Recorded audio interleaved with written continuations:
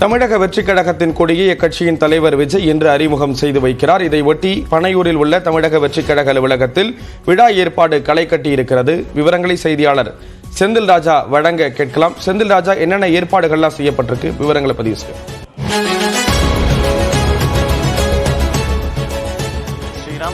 நடிகர் விஜய் தன்னுடைய அரசியல் கட்சியை கடந்த பிப்ரவரி 2ஆம் தேதி அறிவித்தார். அதற்கு பிறகு கட்சி பணிகள் தீவிரமாக நடைபெற்று வந்தன. இந்த நிலையில்தான் முக்கிய நிகழ்வாக இன்று அக்கட்சியினுடைய கொடியை நடிகர் விஜய் அறிமுகம் செய்ய இருக்கிறார்.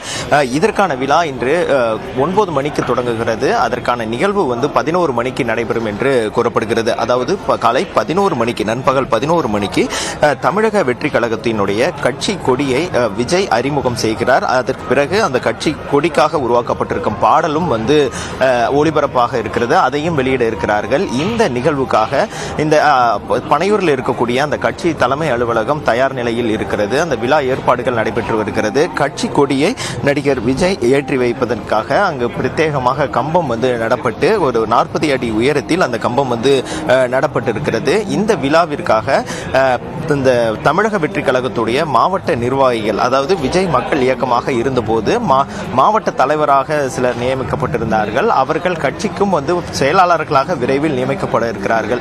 அவர்களை மட்டுமே அழைத்திருக்கிறார்கள். ஏனென்றால் 300 நபர்களுக்கும் கம்மியாகத்தான் இந்த விழாவிற்கு அழைப்பு விடுத்திருக்கிறார்கள். இந்த விழாவில் நடிகர் விஜய் தன்னுடைய கொடியை அறிமுகப்படுத்திவிட்டு அதற்கு பிறகு நிர்வாகிகள் மத்தியில் ஒரு 5 முதல் 10 நிமிடத்திற்குள்ளாக ஒரு பேச்சு பேச்சு நிகழ்த்த இருக்கிறார் என்று கூறப்படுகிறது.